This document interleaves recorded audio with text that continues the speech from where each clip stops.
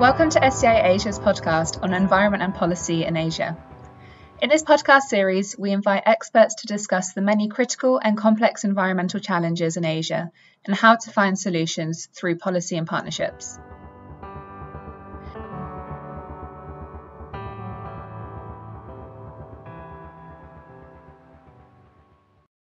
Hello, my name is Jenny Yi-Chen Han. I am a research associate on gender, environment, and development at the Stockholm Environment Institute Asia Center.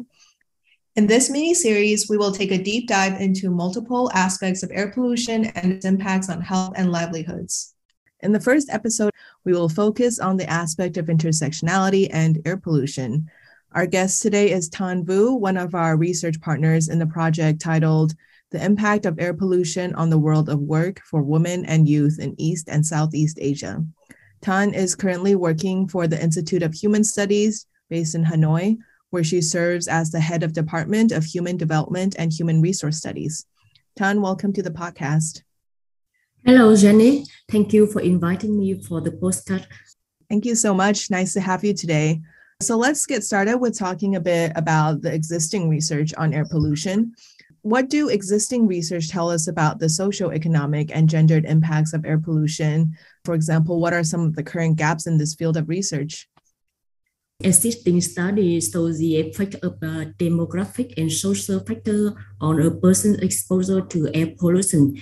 And they include education, work history, family needs for work division, and family structure, on factors such as where people live and work can greatly impact their exposure because air pollution is not equally distributed spatially.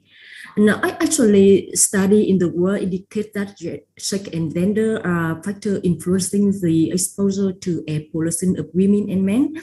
And women and men are affected differently by air pollution due to biological and social differences. Gender influences the role of women and men in performing daily activity. It therefore has shaped the way that men and women are exposed to air pollution. And the disparity in income and education between women and men are also the root causes of their exposure to air pollution. So on average, the amount of time that women spend in the kitchen cheaper than that of men. And women, therefore, are more exposed to the sort of indoor pollution.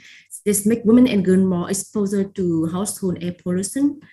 And regarding Vietnam, air pollution has become serious and it has been paid a lot of attention in recent years. But air pollution is still in study in Vietnam are usually investigated from environmental or health perspective, while there are limited studies examining air pollution from an intersectional lens, especially for social and cultural aspects.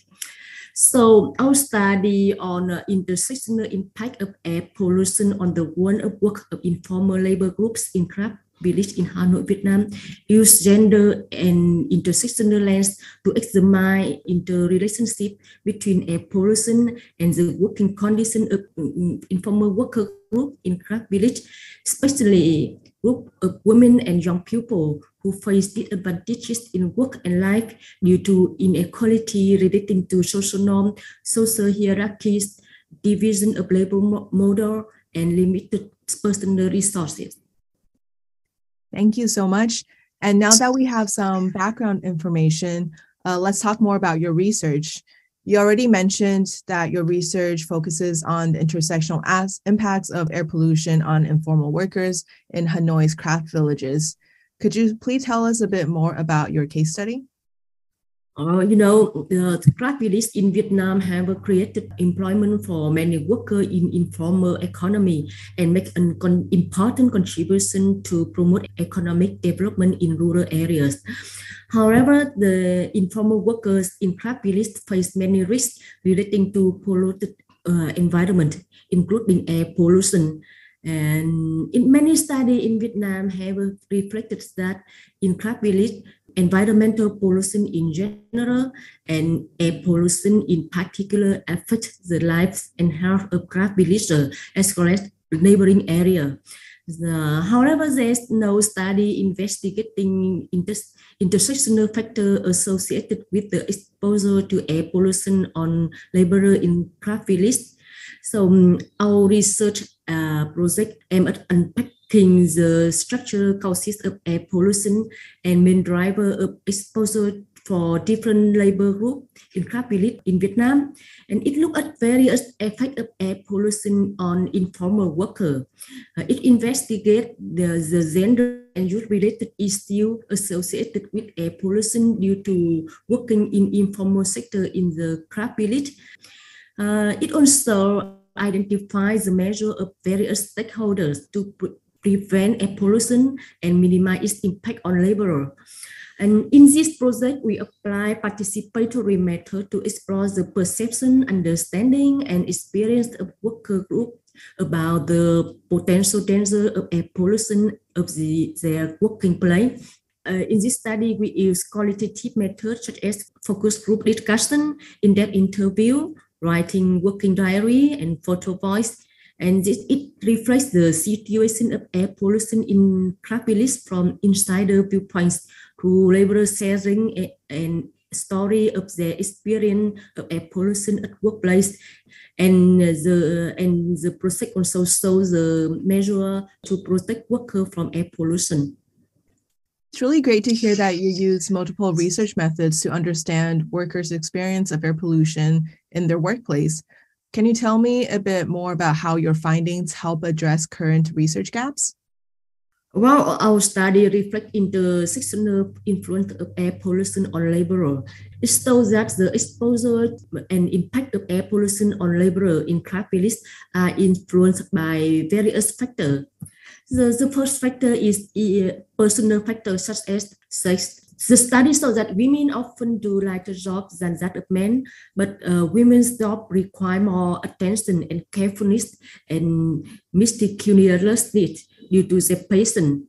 And meanwhile, men with good health often do the jobs that require more physical strength, and in many cases, they participated more in hazardous working state that work in more air polluted environment. And men and women work in the same workshops, and they have to breathe in polluted air when they work in production facility. However, men tend to spend less time than women at the workshops because men's job provided them with more chance to move to other places in working time. About the youth, they are more likely to undertake more work with direct exposure to pollutant due to their physical advantages. This may in turn make young men poor and impacted by air pollution. And another group is the middle-aged group. Middle-aged workers are more likely to have a pre-existing health condition than their younger and counterpart, making them more vulnerable to the impact of air pollution. And the second factor is the social and cultural. You know, the gender norm affect the choice of employment of workers in craft village. Women are still seen as one responsible for housework, although they know that working in production facility in craft village can affect their health. Many workers still choose this job because they can have more time to take care of families than other jobs, such as working for company in industrial zone. On the other hand, gender norm on men's role, considering men the breadwinner in family, pushes them to try to earn money. Although they are aware that some work in craft village involve hazardous environment, such as spray painting, operating cutting machine, so on and so forth. Some men still do this work, which offer them with high income compared to other work in the craft production facility. The cultural feature of rural village sometimes become barrier to manage air pollution.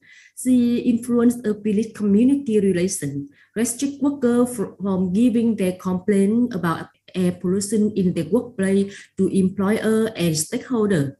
And village culture also sometimes prevent local authority from trying to apply some regulation to production facility who violate environment regulation. Migrant status also affects the workers' exposure to pollution in craft village. Migration workers work and live right next to the production facility. Therefore, they might be exposed to air pollutant from production facility, not only during working but also during rest time. In addition, since the migrant only work in the craft village for a while, they accept to do heavy job with more risk of exposing to hazardous pollutant, but provide them with higher income. And notably, migrant workers are seasonal workers coming from other provinces, so they do not usually join in local organization. In general, they hardly participate in any organization that is responsible for protect their interests. The third one is institutional factor. There are formal and informal regulations to manage and reduce air pollution in craft village. However, to be honest, their effectiveness is not high. The craft village have not yet had an assessment of air pollution due to lack of financial, professional, and technical resources. And occupational safety and health at the workplace have not been implemented and monitored well. The village convention contains some regulation relating to environment protection, but there's lack of supervision or lack of resource to ensure that regulations are effectively implemented. Excellent. It is interesting to know that these three factors influence the exposure and impacts of air pollution on workers in craft villages. Can you elaborate a bit more on how you use a gender and intersectional lens to analyze your findings? Multiple and intersectional characteristics might make some worker group become more vulnerable to air pollution due to restricted resource, opportunity, or power to protect themselves from air pollution and to improve their working environment or livelihood. And our study analyzed how gender and intersectional features associate with the laborers' exposure to air pollution. And in our study, gender, age, and migrant status are cross-cutting issues to examine the impact of air pollution on workers. Specifically, in this study, we look at how gender norm and gender stereotype associate with the pattern of labor division in craft village, and thereby influence the exposure to air pollution of men and women. And those are vulnerable to expose to air pollution and due to their physical health advantages, but the less working experience. Young people undertake heavy work in direct contact with places that emit a lot of pollutants. And migrant status make migrant workers affected by air pollution in craft village. In particular, the living condition of migrant workers in craft village and the pressure of earning money while working temporarily in the craft village make migrant workers at high risk of being exposed to air pollution because they accept doing in very air polluted environment that local people do not want to do. Meanwhile, there's been little protection and support from social organizations given to migrant workers in craft village. Very interesting. Can you also tell us a little bit more about the ways that workers can be affected by air pollution? Obviously, air pollution affects worker health and income. Men are less likely to mention their health problems than women, even though men workers are directly exposed to harmful emissions. This can be explained as men's physical condition is better than that of women, and in addition, men pay less attention to their health problem. And similarly, young people have a better health, so even though they do heavy job, they seldom talk about effect of air pollution on their health. So workers in the three craft village work on a day-by-day basis, or they are paid by products. Therefore, even if they do not take a break, but they're tired, their productivity will decrease, and therefore the income will also lower. It's found that some workers who are usually women have to take time of work on working day when there are activities that the factory, they feel that their health can be affected by the pollution in their workplace. And notably, workers are paid based on many factors, including skill, level of difficulty, but also partly based on the exposure to air pollution. And accordingly, people who do jobs that are more directly exposed to air pollutants will receive higher wage than other workers. However, in fact, most workers in production facility of craft village work in the same workshop, so both men and women are affected by air pollution directly or indirectly. Although men are directly exposed to emission, the time they are exposed to air pollution in the workplace is less than that of women, because men have more mobility in work than women. Due to being able to drive truck or load items, men also do transporting and delivering goods, which provides them with more opportunity to work outside production facility. As a result, although both men and women work about 8 or 9 hours per day, men spend less time in production facilities than women. Nevertheless, women's income is lower than that of men, and they do not have a toxic allowance. This partly reflects income inequality from an air pollution-related perspective. And the role of stakeholders and laborers themselves also influence the exposure to air pollution of workers in craft village. For the employee, workers have a little opinion with their employer or with local authority or organization about the situation of air pollution in their workplace and its effect on them. This is due to limited awareness and the influence of community relations in the rural village. Notably, many workers still do not use minimum protective equipment, such as masks, during the production process because they think it's uncomfortable. It is also found that women are more likely to use measures to protect themselves from air pollution than men. This can be explained by the fact that, as I mentioned earlier, men have less health problems than women, and also because their tolerance to air pollution is stronger than women. And about the local authority, due to the nature of work in craft village as informal economic sector, there's no organization in craft village to protect the right of workers. The locality have a few regulations to ensure worker safety against risk of air pollution at work. Thank you for the information. And lastly, I would like to ask you about air pollution policies. What are some ways that workers can be impacted by air pollution that existing air pollution policies often overlook? Well, the policy and regulation from the state, local government, village convention, and state governing community organization influence the management of air pollution and support given to the worker in the craft village. And currently, the implementation of policies and law on air pollution in craft village has not been fully and effectively implemented. Existing regulations are scattered and not specific, leading to a lack of comprehensive regulation on ensuring safe working conditions for informal workers in the craft village. And notably, existing policy do not take into account the vulnerability of informal workers, and in particular migrant workers. Advocacy for informal and migrant workers' rights have been implemented by NGOs such as ILO and trade union organizations such as Vietnam General Confederation of Labor.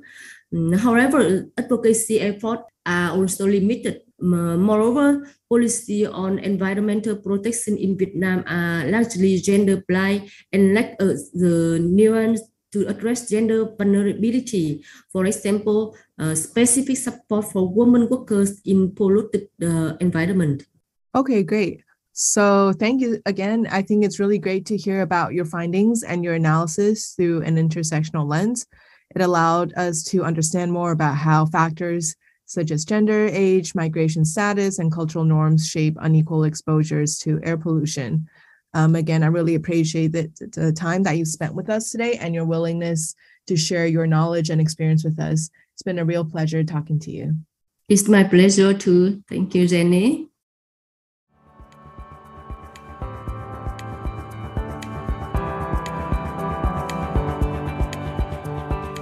Thank you for listening to SEI Asia's podcast on environment and policy in Asia. For more information on these topics, guests, and our work, please visit our website on www.sei.org.